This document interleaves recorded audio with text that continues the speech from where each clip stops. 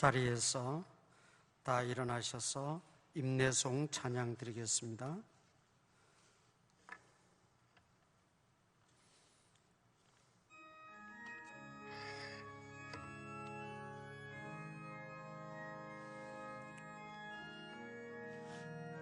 우리 보좌 앞에 모였네. 함께 주를 찬양하며 하나님의 사랑 그 아들 주셨네. 그의 피로 우린 구원받았네. 십자가에서 쏟으신 그 사랑 강같이 온 땅에 흘러 각 나라와 족속 백성 방언에서 구원받고 주 경배드리네.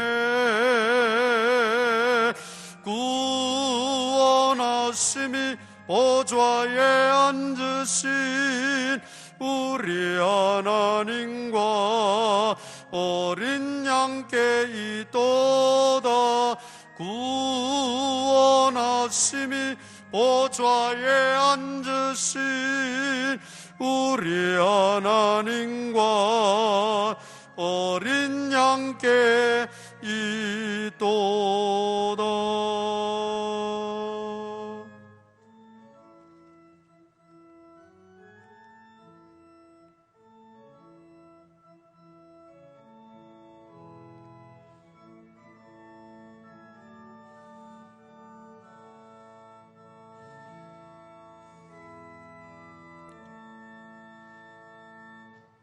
찬양과 경배를 받으시기 합당하신 살아계신 하나님 아버지, 오늘도 예배의 중심을 붙잡고 하나님을 더욱 신뢰함으로 이 험한 세상을 승리하며 살아가기 위해서 거룩한 주일을 기억하고 주님 전에 모였습니다.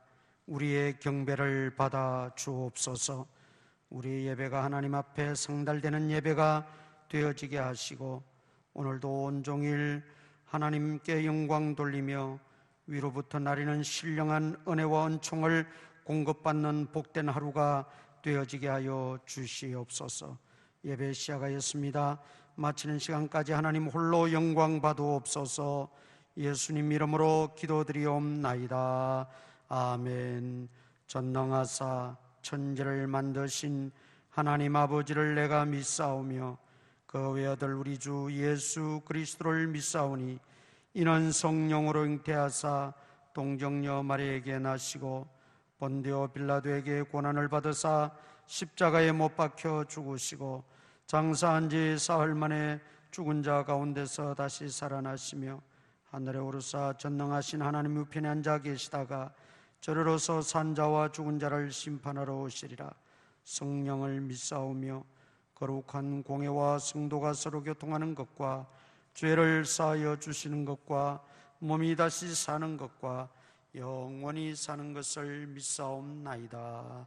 아멘. 공동 고백문 낭독합니다. 주님, 이 시간 주님 앞에 나와 예배하게 하시니 감사합니다. 오늘 우리에게 닥친 재난이 하나의 시련이 되어 원망보다는 감사를, 탄식보다는 기도를, 조급함보다는 침착함과 신중함을 허락해 주십시오. 하나님의 법과 사랑 앞에서 무관심, 무절제, 불순종으로 일관했던 우리의 죄악과 헛된 추구를 용서해 주시고 말씀으로 새롭게 해 주십시오. 진정한 예배의 중심을 붙잡고 하나님을 믿고 산다는 것의 의미를 재정립하게 해 주시고 순간순간 하나님의 임재와 손길이 필요함을 인정하게 하옵소서. 아멘. 자리에 앉으셔서 122장입니다.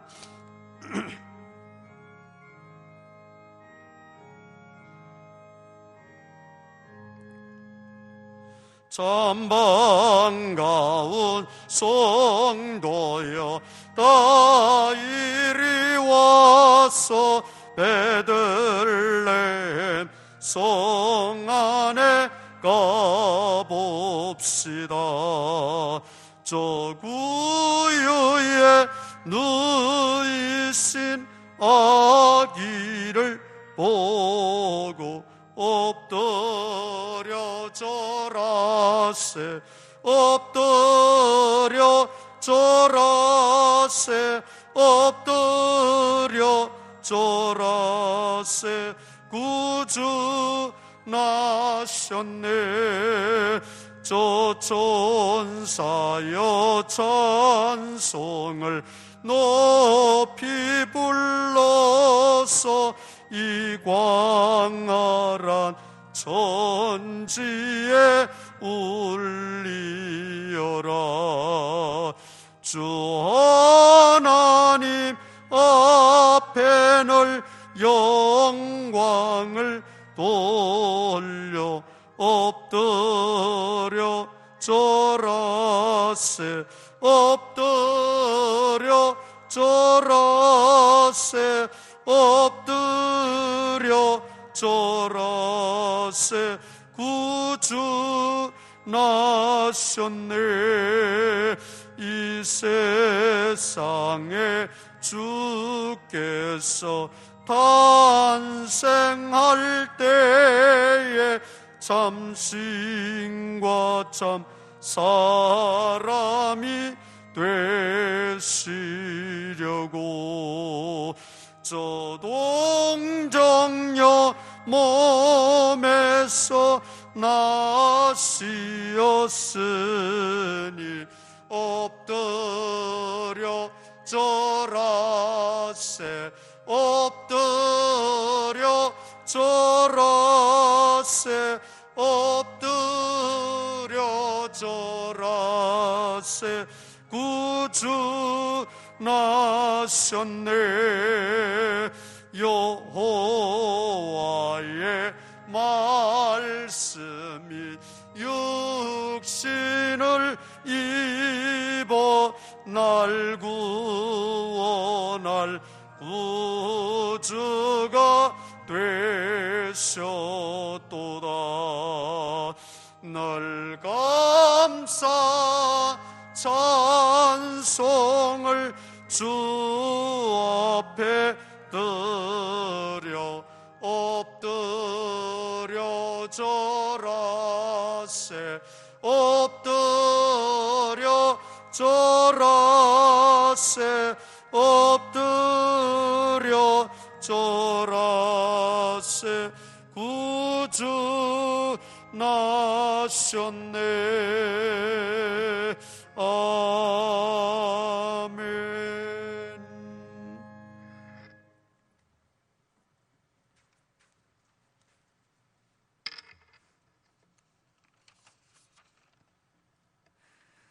거룩하고 복된 날을 허락하신 하나님께 찬양과 영광을 드립니다. 죄 가운데 있을 수밖에 없는 저희들을 구원하여 생명을 주시고 거룩한 하나님의 자녀로 삼아주신 주님의 은혜를 감사드립니다. 우리들의 소망이 땅에 있지 아니하고 영원한 하늘나라에 있게 하셔서 하늘 기업을 구하는 믿음의 권속들이 하나님의 거룩한 보좌 앞에 나와 싸우니 저희들의 얼굴을 임마누엘 하나님께로만 향하게 하여 주시옵소서. 우리의 죄악을 십자가의 보혈로 정케하시고 깨끗한 마음과 정결한 영으로 예배하게 하옵소서. 자비로우신 주님, 지나온 한 해의 시간을 뒤돌아봅니다. 용서와 사랑으로 이웃을 섬기며 때를 얻든지 못 얻든지 복음의 증인이 되고 거룩하신 주님의 말씀과 진리를 따라서 빛과 소금의 삶을 살아야 함에도 그렇지 못했음을 고백합니다. 세상의 어느 누구보다도 주님의 자녀된 저희들을 자세하고도 잘 알고 계시는 주님, 주의 자비와 긍휼하심을 따라 저희들을 용서하시고 넘치는 사랑으로 돌봐주시며 하나님과 사람 앞에서 흠없이 하나님만을 섬기며 높이며 살아가게 하여 주시옵소서. 코로나로 인해서 주일날 예배드림이 결코 쉽지만은 않습니다. 그렇지만 힘들고 열악한 환경 속에서도 주님을 높이며 찬양함이 기쁨이 되게 하여 주시옵소서. 코로나 팬데믹으로 정치, 경제와 사회적인 모든 상황들이 우리를 위축되게 하고 나약하게 만들지만은 3차적인 확산이 반복되는 상황을 주님의 권능으로 끊어 주시옵소서. 하루속히 백신이나 치료제를 허락하셔서 지쳐가는 이 상황이 끝나기만을 기도합니다. 주님의 영광이 머무는 이 성전이 온전케 세워지고 부흥되게 하옵시며 성전 예배가 회복될 수 있도록 인도하여 주시옵소서. 이 시간도 고령으로 심약해지고 가정이나 요양시설, 병원에서 여러 가지 질병으로 고통받는 성도들을 치료하여 주시고 직장과 사업장, 진로의 문제들, 경제적으로 힘들어하는 성도들에게 길을 열어주시며 주님이 주시는 평안과 담대함, 형통함으로 이겨내게 하여 주시옵소서. 진학과 또한 취업을 준비하는 청년들에게 믿음 안에서 꿈꾸게 하시고 계획하고 준비하며 노력한 많은 것들이 귀한 좋은 결실을 맺을 수 있도록 인도하여 주시옵소서. 감당할 믿음과 능력을 주시는 하나님, 저희 교회가 하나님 나라의 확장에 큰 쓰임을 받을 수 있도록 준비케 하옵소서. 재개발의 과정에서도 어려움 없이 주님의 성전이 재건축되기를 소원합니다. 도와주시옵소서. 각 기관들마다 묵묵히 그리스도의 사랑으로 서로 섬기면서 나누고 부족함이 없도록 하여 주시옵소서. 내년에도 주님의 일꾼들을 세우게 됩니다. 서리집사, 주일학교 교사, 찬양대, 전도대원들, 각 기관들의 또한 임역원들에게 귀한 직분, 귀한 사명 감당하게 하셔 하늘의 복을 쌓게 하여 주시옵소서. 저희들은 좋은 날만을 기도하며 행복한 날만을 기대하지만 하나님께서는 우리의 만족보다는 우리의 성숙을 허락하셨습니다. 평온하고 잔잔함을 추구했지만 삶의 생채기를 허락하심으로 아픔을 통해서도 자비와 긍휼을 알게 하셨고 회복의 과정을 통해서 치료하시는 하나님의 은혜를 배웠습니다. 차가운 눈보라가 닥치더라도 그것을 이기고 움터오는 또한 봄날을 기대하듯이 항상 좋은 것으로 예비하시는 하나님께서 영원한 위로와 좋은 소망을 베풀어 주심에 감사를 드립니다. 말씀 전하실 목사님께 성령으로 충만케 하옵소서. 한 주간도 목사님을 통하여서 선포되어지는 생명의 말씀으로 굳건한 믿음과 평안 가운데 살아갈 수 있도록 지켜주시고 동행하여 주시옵소서. 예배를 위해 곳곳에서 헌신하시는 이들의 섬김을 기뻐 받아 주시옵시고 예배 가운데 주님 홀로 영광받아 주시옵소서. 이 모든 말씀 진리와 생명이신 예수 그리스도의 이름으로 기도하옵나이다. 아멘.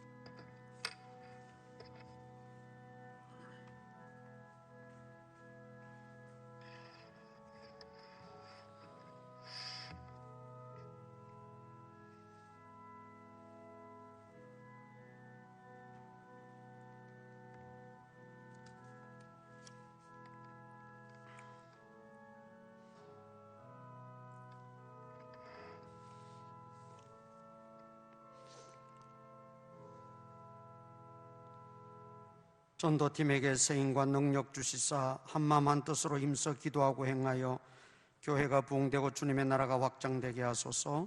모든 것이 하나님의 은혜입니다. 하나님 아버지 감사합니다. 범사에 감사합니다. 범사에 감사합니다. 하나님 아버지, 오늘도 주님 앞에 나올 때에 귀한 예물들 정성껏 주님께 드립니다. 바칠 수 있는 물질도 허락해 주시는 것 감사하고 드릴 수 있는 믿음도 주시니 감사합니다. 우리의 믿음과 중심을 보시고 사랑하는 성도들 영혼이 잘된 같이 범사가 잘되게 하시고 강건의 복을 허락하여 주시옵소서. 간구하는 소원이 주 앞에 응답되어지게 하시고 속히 이루어지게 하여 주시옵소서. 예수님 이름으로 기도드리옵나이다. 아멘. 성경 말씀은 주보에 나와 있는 거 조금 바꾸어서 합니다. 누가복음 2장입니다. 누가복음 2장 1절에서 14절까지 한 절씩 교독하겠습니다.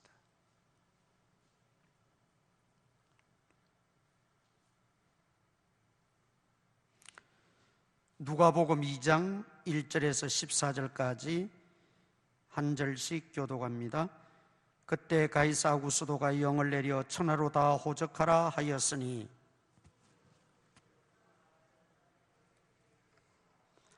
모든 사람이 호적하러 각각 고향으로 돌아가매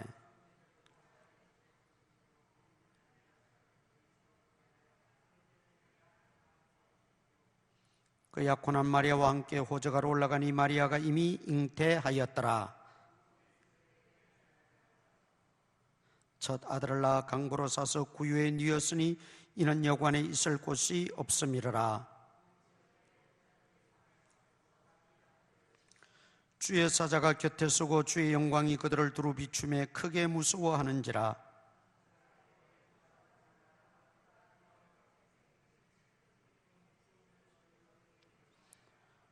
오늘 다윗의 동네 너희를 위하여 구주가 나셨으니 곧 그리스도 주시니라.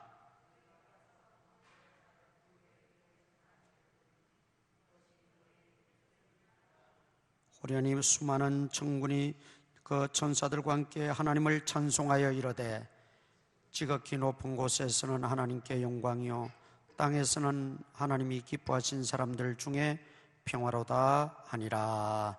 아멘.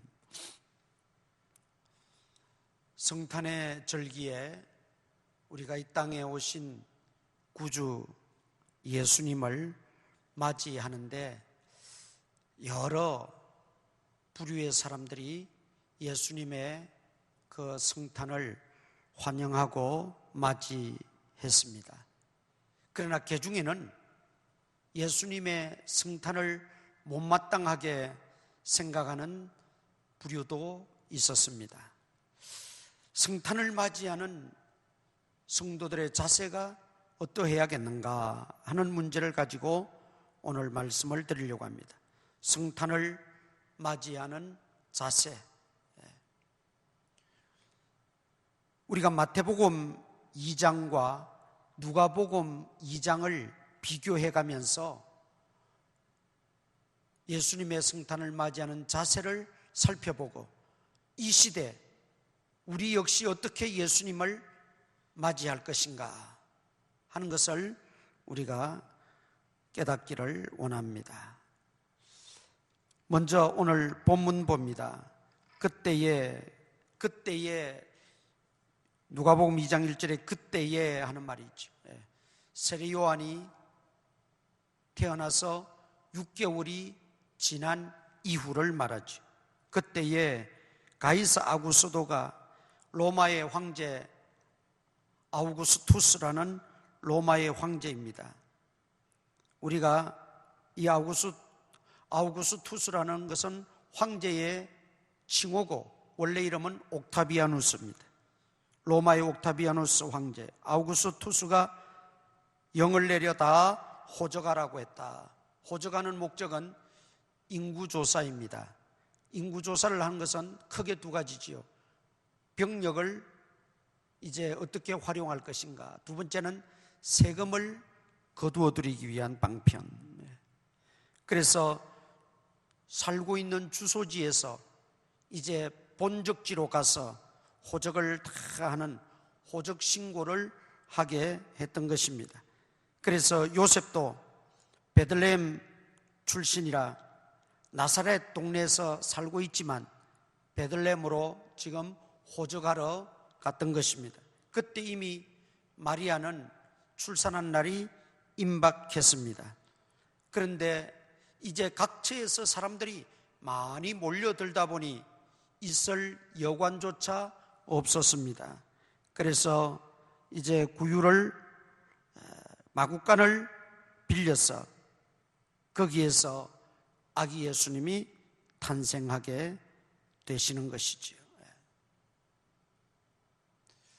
우리가 예수 그리스도의 탄생을 그런 배경을 가지고 그 탄생과 더불어서 주변에서 어떤 사건, 일들이 벌어졌습니까? 첫째는 동방 박사들이, 마태복음 2장 한번 찾아보겠습니다. 마태복음 2장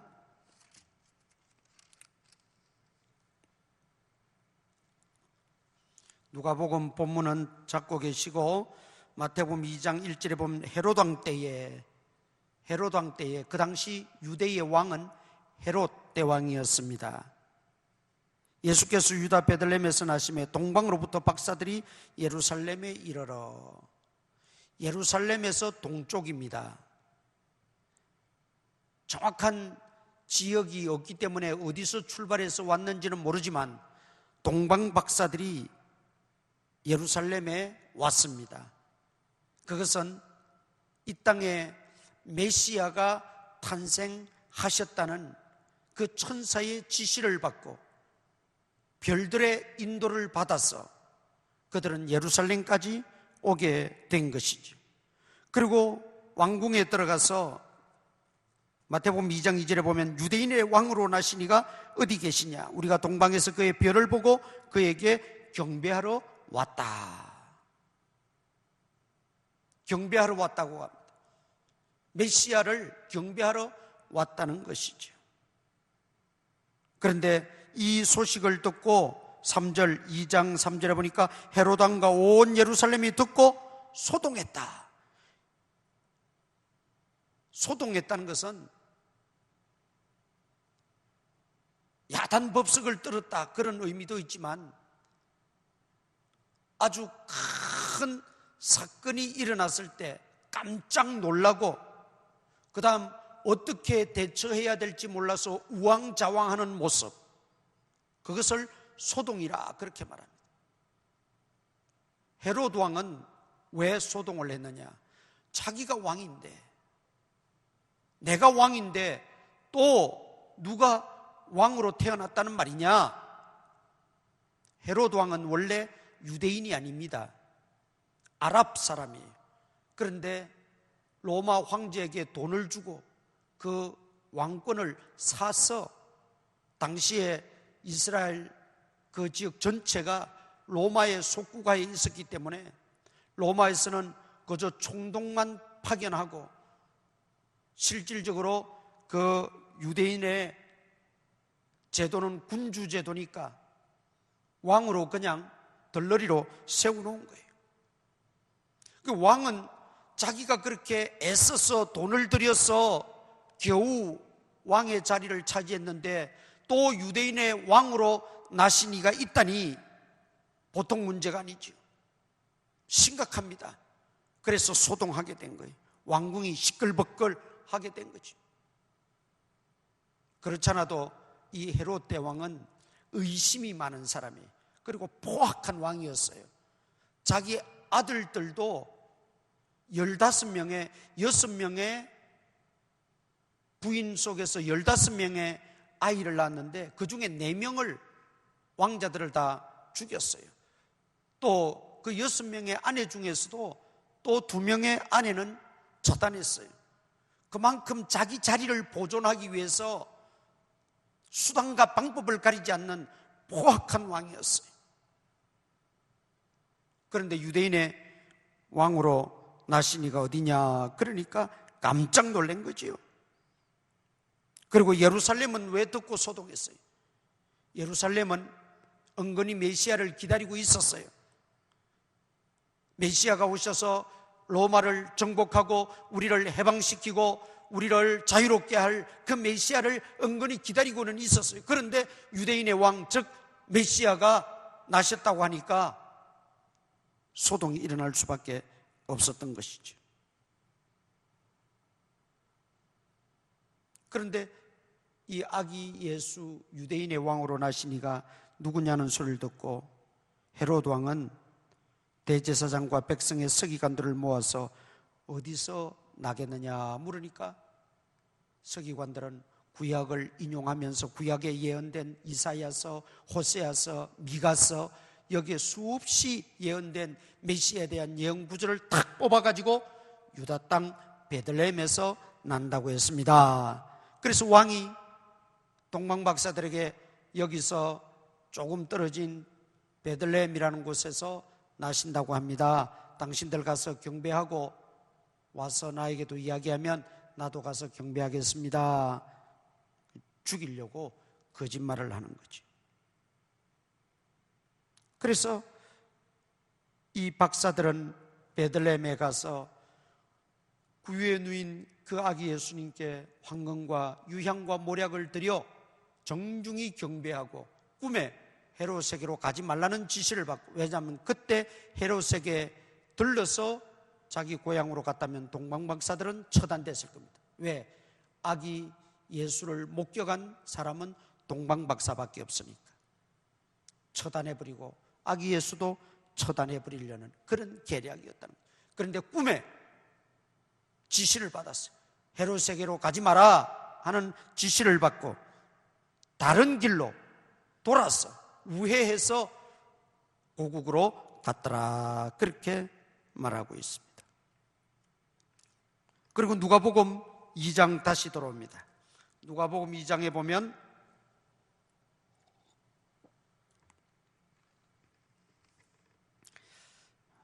8절부터 봅니다. 8절에 보면 그 지역의 목자들이 밤에 밖에서 자기 양떼를 지키더니, 아기 예수가 탄생하던 그 밤에 주의 사자가 그 목자들에게 나타났습니다. 목자들이 얼마나 놀랐겠어요. 어찌할 바를 모르니까 천사가 이르되, 10절에 보니까 누가복음 2장 10절에 무서워하지 말라. 보라, 내가 온 백성에게 미칠 큰 기쁨의 좋은 소식을 너희에게 전하러 오늘 다윗의 동네 너희를 위하여 구주가 나셨으니 곧 그리스도 주시니라. 다윗의 동네라 그래요. 베들레헴은 다윗의 고향입니다. 그래서 다윗의 동네라고 불려졌던 것이죠. 그리스도 주가 나셨다는 것입니다. 이 이야기를 듣고 목자들은 그 양들을 다 두고 베들레헴으로 가서 그 아기 예수님께 찬양하고 경배를 드리고 하나님께 영광을 돌리고 찬송하며 돌아갔다. 23절, 2장 23절에 그렇게 말하지요. 2장 20절에 목자들은 자기들에게 이르던 바와 같이 듣고 본 그 모든 것으로 인하여 하나님께 영광을 돌리고 찬송하며 돌아가니라. 목자들의 아기 예수에 대한 경배를 소개하고 있습니다. 또 28절 보세요. 누가복음 2장 28절에 보면 시몬이 아기를 안고 하나님을 찬송하여 이르되, 시몬은 예루살렘에서 메시아를 기다리고 기도하며 기다리던 선지자였어요. 또 안나 여선지자라고 있었어요. 이 선지자들은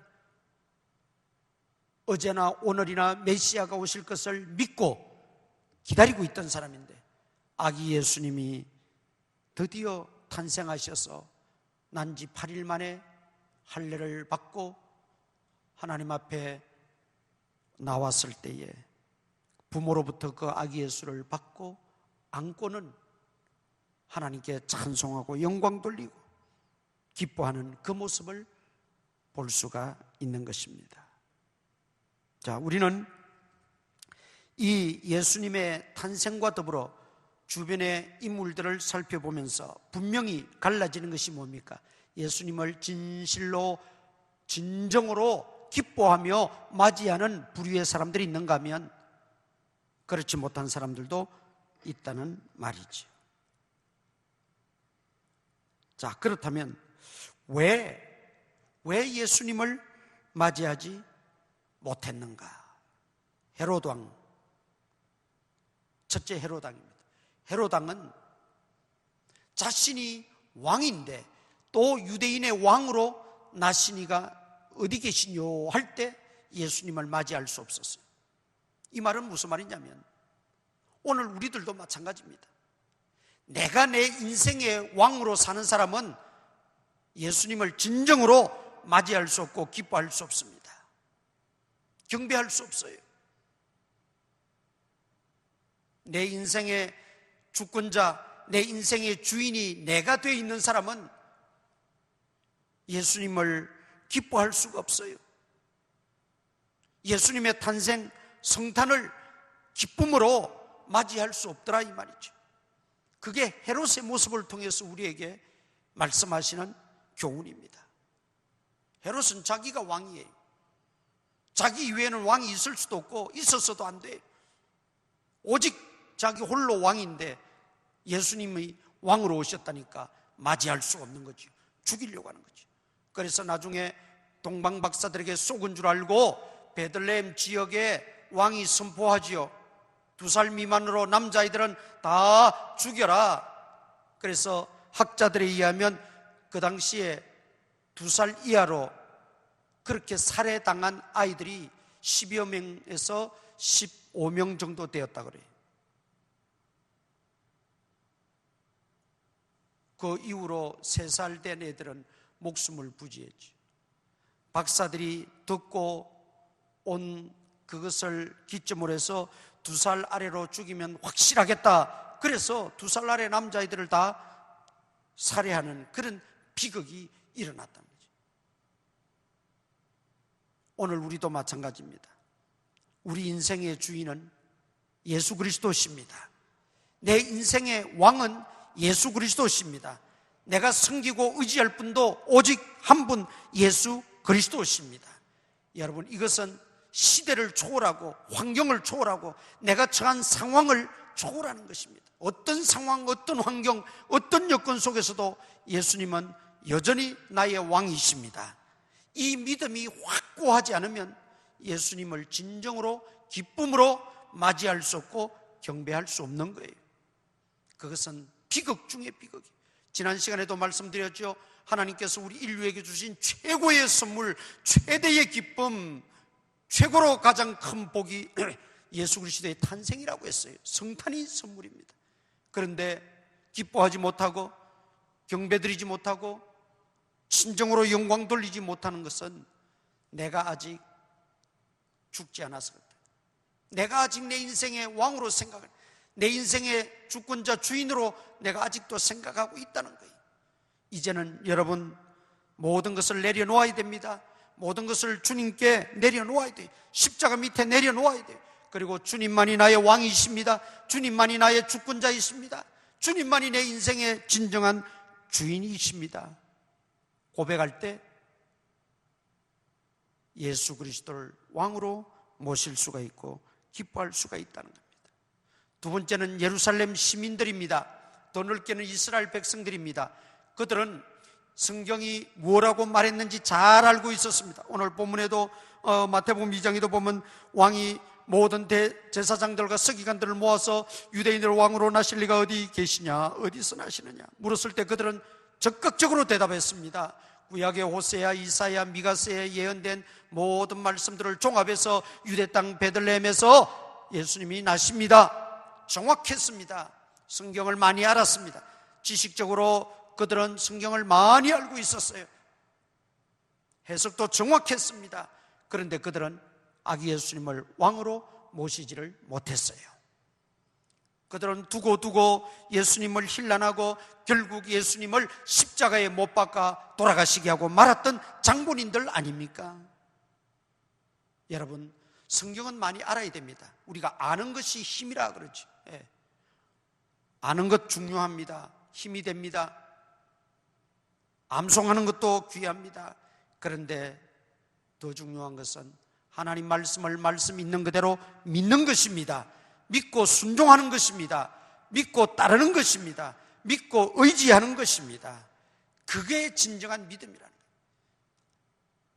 많이 안다고 해서 그것은 어떤 지식적으로는 충만할지 몰라도 그것이 온전한 믿음이라고는 말할 수가 없어요. 대제사장, 서기관들, 바리새인들, 그들이 성경을 몰라서 예수님에게 책망받은 게 아니, 그들이 성경을 해석을 잘못해서 예수님에게 책망받은 게 아니, 그들은 많이 알고 있었고 암송도 많이 했고 그들은 해석도 멋들어지게 했지만 그들은 그 말씀을 진정으로 신뢰하지 않았다는 것입니다. 그 말씀을 믿지 않았다는 것. 예수님이 유대 땅 베들레헴에 오신다는 것을 그들은 알고 있었어요. 구약 성경을 해석을 함으로 이 말이 무슨 뜻인지도 다 알고 있었어요. 그런데 정말 그걸 알았다면 동방박사들과 함께 가서 그들은 아기 예수님을 경배해야 마땅한 것이지요. 그러나 그들은 그 모습이 없었어요. 오늘 우리들에게도 얼마든지 이런 일은 있을 수가 있다는 것이죠. 우리는 많이 들어서 알고 있습니다. 암송도 합니다. 성경 공부도 합니다. 다 귀한 일들입니다. 그러나 정말 우리가 알아야 될 것은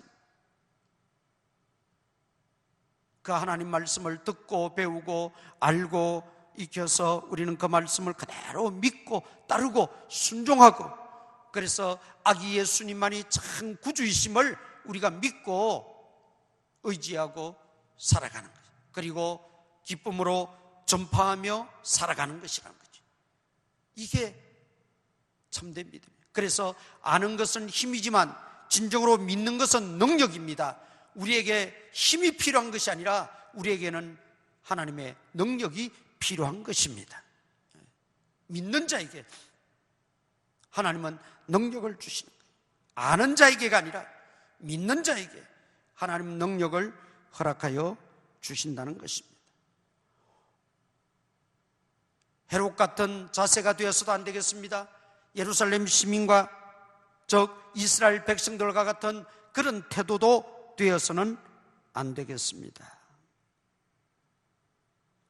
바리새인 서기관과 같은 그런 자세도 우리에게 용납되어서는 안 됩니다.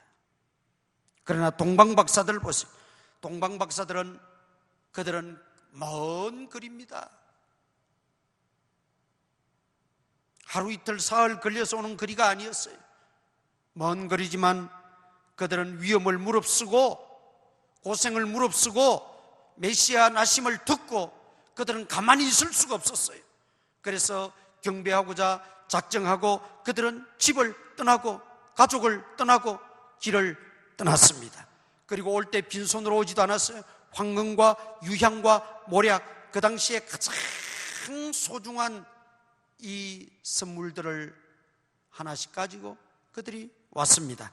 그래서 나중에 이 헤롯의 핍박을 피하여 천사가 요셉에게 현몽하여 이르되 저 헤롯이 죽을 때까지 피신해 있으라. 그래서 애굽으로 피신해 갔다가 헤롯이 죽고 나서 애굽에서 돌아와서 나사렛에서 거주하게 되지요.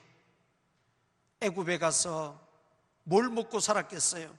동방박사들이 바친 그 황금으로 그들은 생계를 유지할 수가 있었다는 것입니다.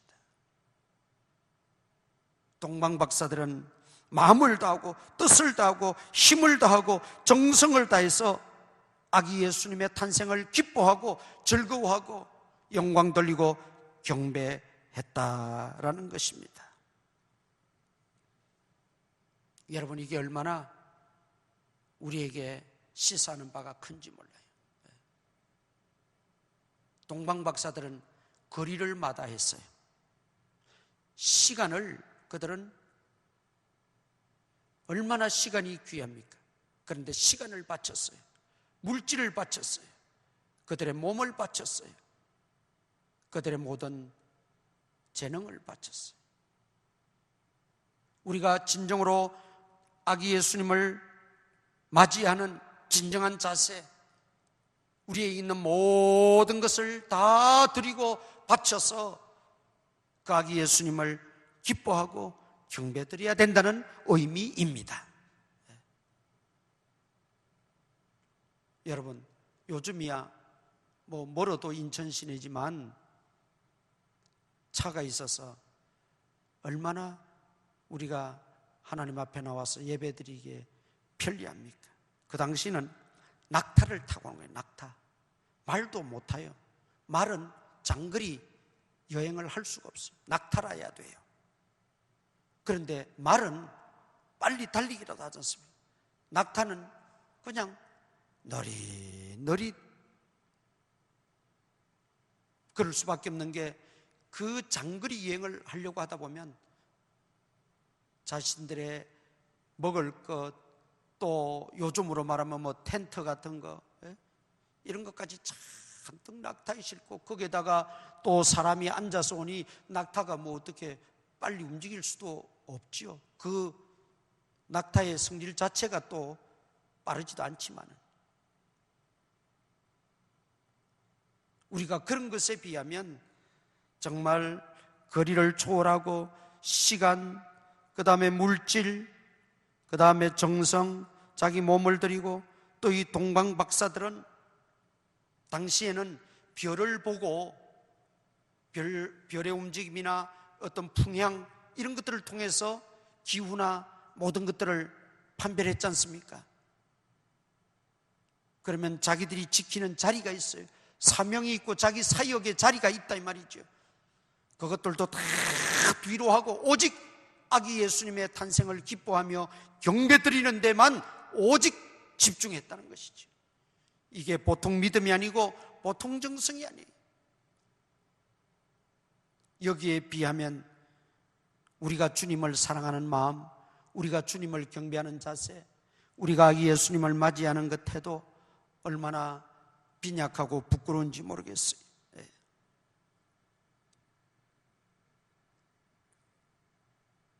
그 다음 목자들 보세요. 목자들에게 천사가 나타나서 아기 예수님의 탄생을 고지합니다.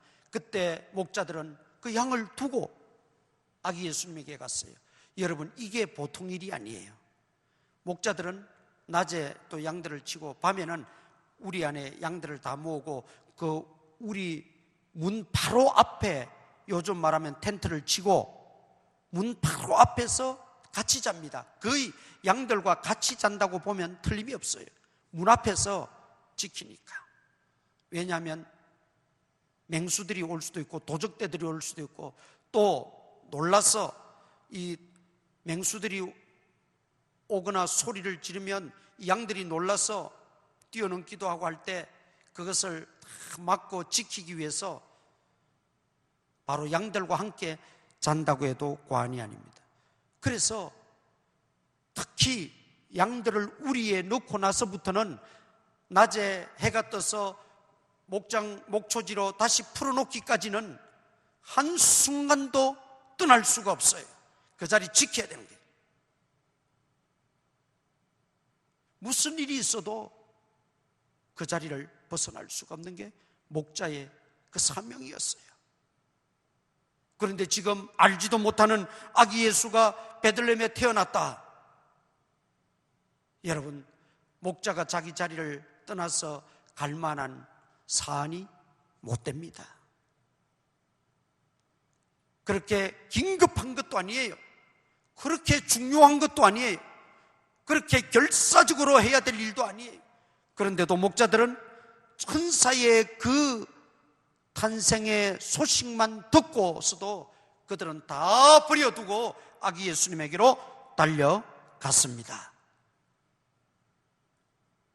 도대체 뭐가 그렇게 했느냐는 것입니다. 자, 우리 누가복음 2장 다시 본문 봅니다. 누가복음 2장 8절 봅니다. 그 지역의 목자들이 밤에 밖에서 자기 양떼를 지키더니, 밖에서 하는 말은 그 목초지, 자기 양떼를 지키더니 그때 주의 사자가 나타났다는 것이죠. 그리고 10절에 뭐라고 말합니까?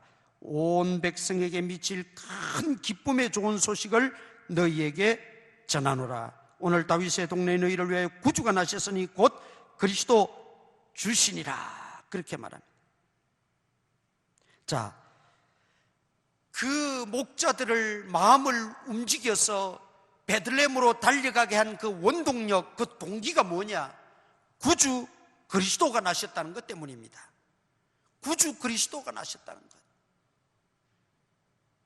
유대인의 왕이 아니라 구주 그리스도, 세계 인류의 성자가 아니라 구주 그리스도, 모든 병을 치료하는 의사 중에 의사가 아니라 구주 그리스도, 구주 그리스도가 나셨다는 소리를 듣고 그들은 만사를 제쳐두고 베들레헴으로 달려간 것입니다. 바로 성탄의 핵심은 여기 있는 겁니다. 왜 우리가 성탄을 맞이하고 기뻐하고 경배하고 찬양하고 영광을 돌려야 되느냐? 성탄은 어떤 위대한 성자의 출생날이 아닙니다. 어떤 위대한 정치가의 탄생도 아닙니다. 세계적으로 존경을 받을 만한 어떤 인물의 탄생이 아니라 우리 예수 그리스도의 탄생은 구주 그리스도의 나심이기 때문에 그렇습니다. 구주 그리스도, 세상 죄를 지고 가는 하나님의 어린 양이로다 말씀했습니다. 우리의 모든 죄를 담당하시고 십자가에 돌아가심으로 우리 죄를 사하시고 우리를 구원하실 구주 그리스도이시기 때문에 목자들에게 진정으로 필요했던 것은 사실 덜 고생시키고 좀 해방시켜주고 좀 편안하게 살게 해주고 뭐 이러면 좋겠지요. 그런 인물이 나타나면 좋겠지요. 그런데 그것은 60만 어느 정도 편안하게 할 뿐이에요. 잠시 잠깐 편안할 뿐이에요. 진정으로 우리의 영혼에 만족을 주시고 우리를 죄의 속박에서 건져주시고 우리를 영원한 생명으로 인도하실 예수 그리스도, 구주 그리스도가 나셨다는 소식을 듣고 그들은 모든 것을 버려두고 달려갔던 것입니다. 목마른 사람에게 시원한 물을 줬을 때 해갈이 되지요. 어쩌면 목자들에게는 그런 시원케 하는 물 한 그릇이 더 필요할지도 몰라요. 우리식으로 표현하면 따뜻한 밥 한 그릇이 더 필요할지 몰라요. 그러나 그런 것들로 너희를 기쁘게 할 왕이 오셨다 그러면 저부터라도 양이 더 귀하지, 내가 지키는 양, 내가 기르는 양이 더 소중하지 달려가지 않았을 거예요. 그러나 그들은 구주 그리스도.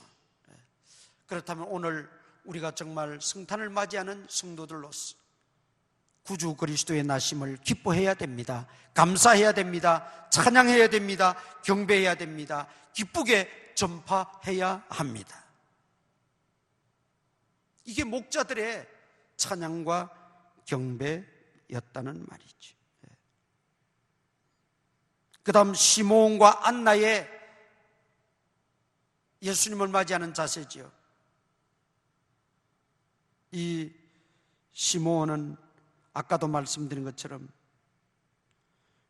주의 율법에 말씀하신 대로 메시아가 올 것을 알고 그는 예루살렘 성전에서 경건하게 살고 의롭게 살고 성령이 충만한 사람이었어요. 누가복음 2장 25절 보세요. 누가복음 2장 25절. 예루살렘에 시몬이라는 사람이 있으니 이 사람은 의롭고 경건하여 이스라엘의 위로를 기다리는 자라. 성령이 그 위에 계시더라. 그가 주의 그리스도를 보기 전에는 죽지 아니하리라는 성령의 지시를 받았더니, 그 다음에 안나라고 하는 여선지자가 있어요. 누가복음 2장 36절 보세요. 36절, 누가복음 2장 36절. 또 아셀 지파 바누엘의 딸 안나라는 선지자가 있어 나이가 매우 많았더라. 그가 결혼한 후 7해 동안 남편과 함께 살다가 과부가 되고 84세가 되었더라. 이 사람이 성전을 떠나지 아니하고 주야로 금식하며 기도함으로 성기들이 마침 이때 하나님께 감사하고 예루살렘의 성령을 바라는 모든 사람에게 그에 대하여 말하니라. 여러분, 성탄을 이렇게 기다리는 성도들이 있었어요. 아기 예수님 구주 그리스도의 탄생을 이렇게 소망하고 기다리고 간절히 기도하며 사모했던 성도들이 있었다는 것이죠. 그렇다면 오늘 우리는 뭐 그 정도는 안 되더라도 정말 이 성탄의 절기에 우리를 위해서 구주 예수 그리스도를 나게 하시고 보내어 주신 그 하나님의 은혜를 우리는 마음껏 찬양하고 감사하고 영광 돌리고 기뻐하고 전파해야 된다는 것입니다. 안나 여신자, 시몬, 이분들은 내가 그리스도를 만나기 전에는 죽지 아니하리라 아주 결단하고 기도하면서 하나님 앞에 간구하면서 기다렸던, 하나님이 그 정성을 보시고, 자 여러분, 안나 선지자 보세요. 결혼한 후 7해 동안 남편과 살았어요. 그 당시 유대의 평균 결혼 연령은 15세였어요. 여자들은 늦어도 16, 17세 되면 다 결혼했어요. 그건 기록으로 남아있어요. 뭐 옛날 우리도 그랬잖아요. 뭐 조선시대는 뭐 15세 되면 벌써. 그러면 15세 결혼을 했다 할지라도 7해 동안 산 22에 혼자 됐어요. 그리고 혼자 되고도 84년을 지금 살아있어요. 그러니까 100세가 넘었어요. 그렇게 몸이 힘들고 고달프고 연약할지라도 아기 예수 그리스도의 나심을 사모하면서 구주 그리스도의 탄생을 기다리는 그 정성과 그 믿음과 그 헌신을 우리는 본받자는 것입니다. 우리에게 그런 열정이 있습니까? 우리에게 그런 정성이 있습니까? 우리에게 그런 간절함이 있느냐 이 말이죠. 우리가 다시 한번 살피며 우리가 회개하고 새롭게 결단해야 될 줄 믿습니다. 오늘 아기 예수 그리스도의 탄생을 축하하는 사람들이 있는가 하면 못마땅하게 여기는 사람들도 있었어요. 아기 예수 그리스도의 탄생을 전혀 무관심하게 맞이하는 사람들도 있었어요.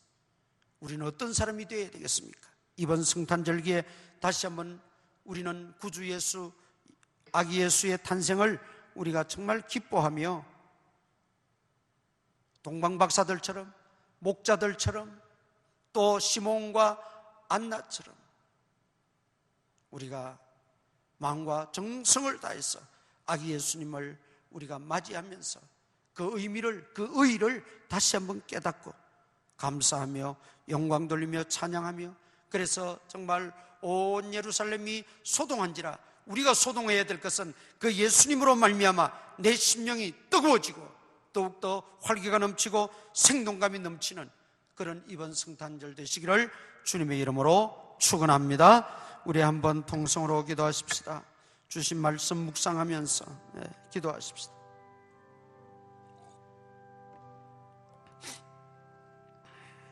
아버지, 이번 성탄절을 다시 한번 새롭게 맞이하는 귀한 은혜가 있게 하여 주시옵소서. 아버지, 주여 도와주시옵소서. 도와주시옵소서.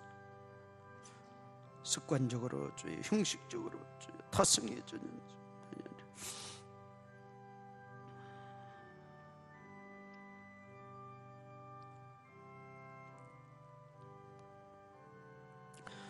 아버지 하나님 감사합니다. 이번 성탄절 절기를 통하여 우리가 어떤 자세로 맞이해야 될 것인가를 살펴보았습니다.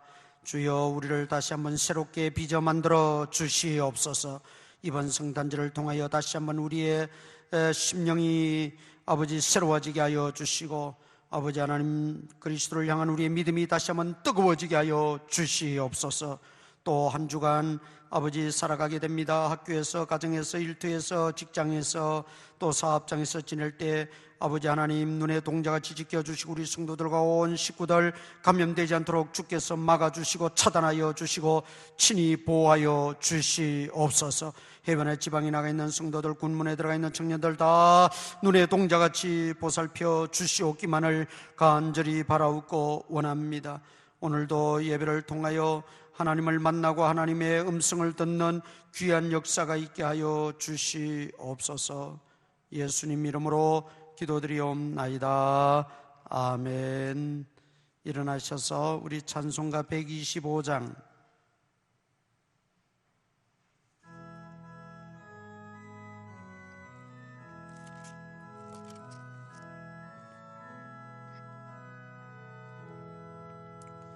전사들의 노래가 하늘에서 들리니 상과들이 기뻐서 메아리 쳐 울린다.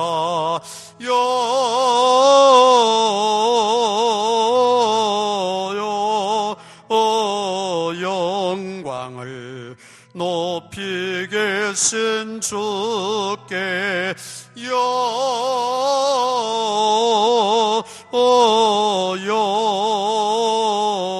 영광을 높이 계신 주님께 한밤중에 목자들 양떼들을 지킬 때 아름다운 노래가 청하게 들린다.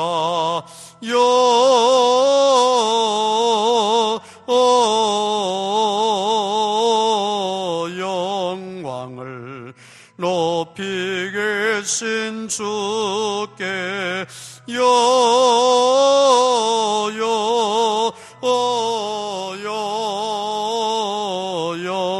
영광을 높이 계신 주님께 베들레헴 달려가 나신 아기 예수께 꿇어 경배합시다. 탄생하신 아기께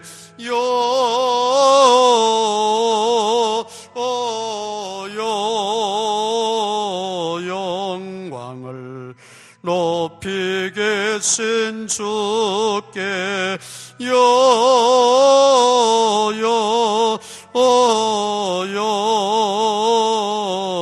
영광을 높이 계신 주님께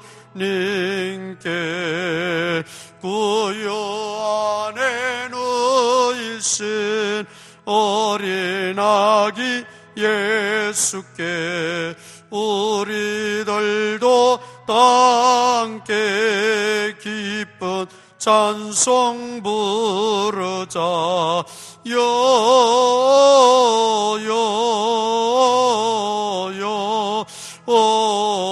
영광을 높이 계신 주께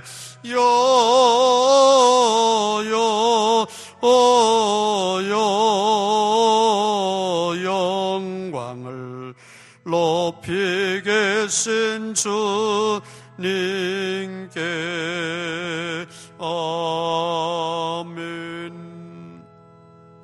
우리 구주 예수 그리스도의 무한하신 은혜와 하나님 아버지의 크신 사랑과 성령님의 감동감화 교통 역사하심이 오늘도 예배를 드리고 돌아가는 모든 성도들 머리머리 위에 그 가정마다 이제로부터 항상 함께 있을지어다.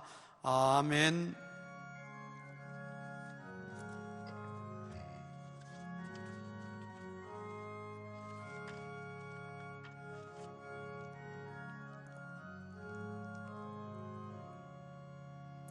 자리에 앉아주시기 바랍니다. 우리 성탄절 예배도 주일 예배와 동일하게 1, 2, 3부로 예배를 드립니다. 우리 일부에 나오시는 분들 똑같은 시간에 9시 반에 나오시면 되겠습니다.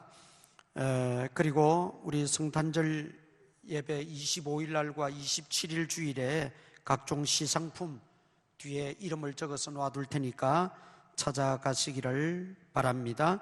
그리고 요람용 사진 오늘까지 제출해 주시고, 혹시 제출하지 못하는 분은 우리 오태선 집사님이 사진을 찍어 드릴 겁니다.